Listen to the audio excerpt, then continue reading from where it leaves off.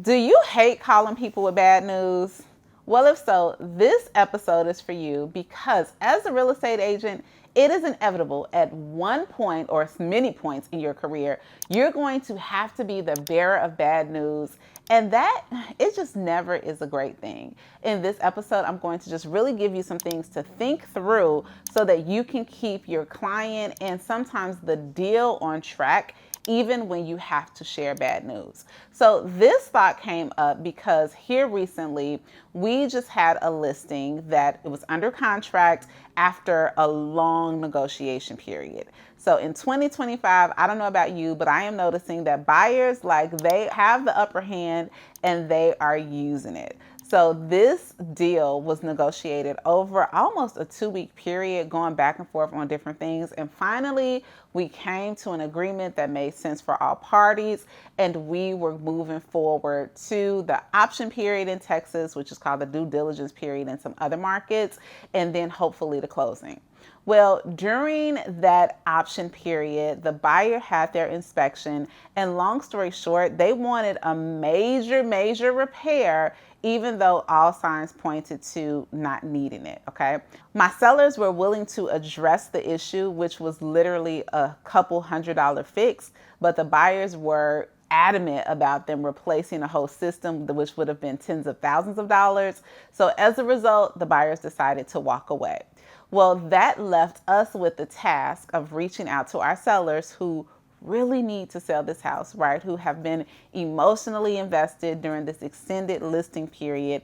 The sellers who were excited that we were moving on and looking for a new place, and tell them like, hey, we got to start over and go back to market because the buyers have changed their minds. Now, I will tell you that I got a little pit in my stomach when I saw the cancellation come over because, not even just because of the commission, but honestly, like, I know that my sellers have been through a lot. And here is a side note for those of you who are listing agents and you're servicing and you're working with people who are selling their homes.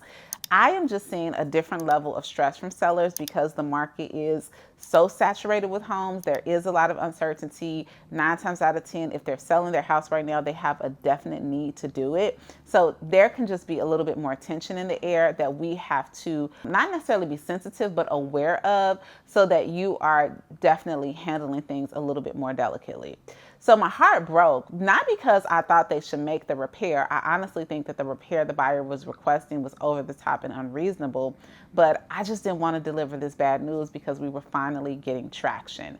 But the reality in the name of the game is that you have to deliver the bad news sometimes, but there is a way that you can do it so that the deal can remain on track. And you might be saying, Rosemary, the deal can remain on track because I just thought you said that the deal fell out. Yes, the deal still fell out, but I still have a listing. And what I found is if you don't know how to communicate some of this unsavory news, then what I don't want my sellers to do is say, oh, forget it. We're just not going to do anything.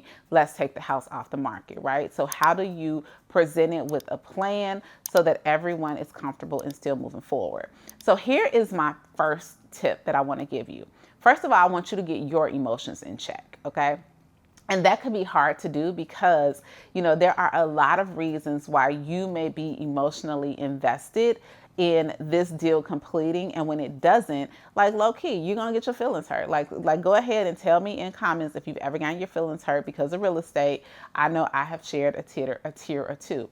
But the reality is that you as the listing or the real estate agent, wherever, if you're advocating for your client, if you're giving bad news to your buyer or your seller, you really drive the boat in terms of the energy.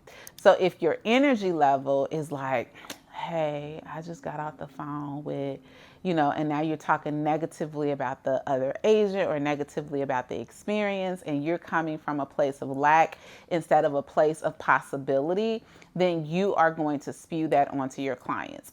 And I found that sometimes just taking a moment, I don't want you to withhold information, but sometimes them finding out at 9 o'clock at night or 9 o'clock in the morning, it isn't a big difference.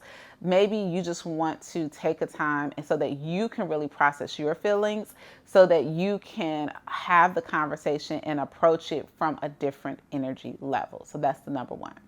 Then number two, I want you to think through, like, anytime I'm calling somebody without with bad news. I'm going to deliver the facts, but also give the next step action plan at the same time.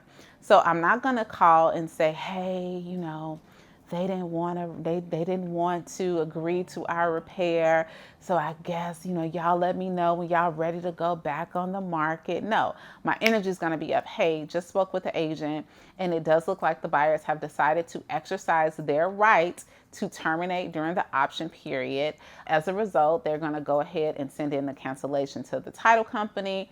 We will receive the option fee of $300 back, okay? And I want y'all to take that and go to dinner. I know it's been a stressful couple of days for you, but then our plan will be to go right back on market in the morning. And I've already started prepping for our open house, and I'm gonna circle back with that last couple that came to see it right before we went under contract. So you see, that way, I'm driving the bus. Like I'm giving them the information. I am non-emotional, right? I'm not saying the buyers were tripping, the agent should have did this, blah, blah, blah. No, they exercise their right to terminate during the option period. This is what's going to happen, highlighting you're going to get a little money back, and what our plan is to go back on market.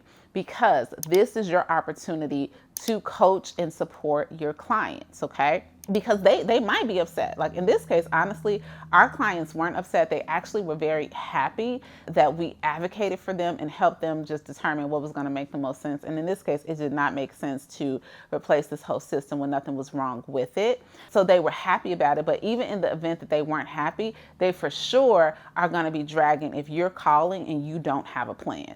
So keep your energy up and you call and you have a plan. Then here is the third thing that I'm going to remind you. When you are having a conversation with your clients, is you want to remind them of their goal, okay?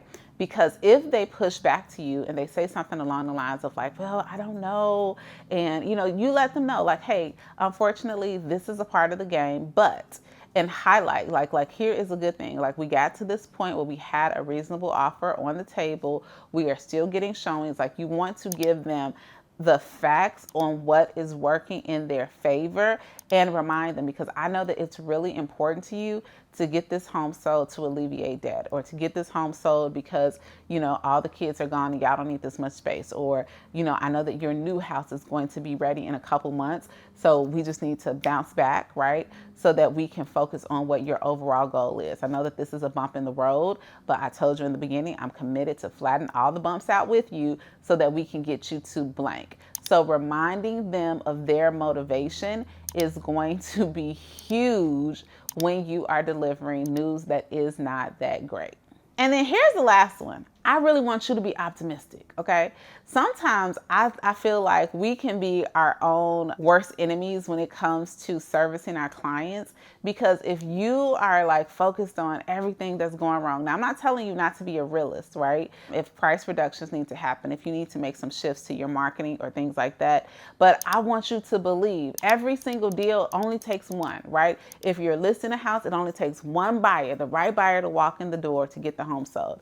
If you are working with the buyer, and if that buyer went to a house and you had to cancel the contract or they didn't want to do something, it's okay. It only takes one house, and there are a lot of other houses to choose from in order to get the deal done. Sometimes we believe the hype that nobody's buying or selling, or all the buyers are unreasonable and all the sellers are this and all the, like if you bring that energy to the transaction, then it's going to be very difficult, not only for you to get your client on board to continue after things didn't go the way you thought they would go, but it's going to be hard for you to actually believe it too. So pretty much, bestie, you got to get your own mind right, okay? And you know what I say, you got to get your mind right. Like, how are you caring for yourself? How are you just taking care of yourself so that you are bringing your best self to your clients? And as a matter of fact, in our next video, I'm going to share with you some self-care tips that will help you avoid or get through those moments of burnout.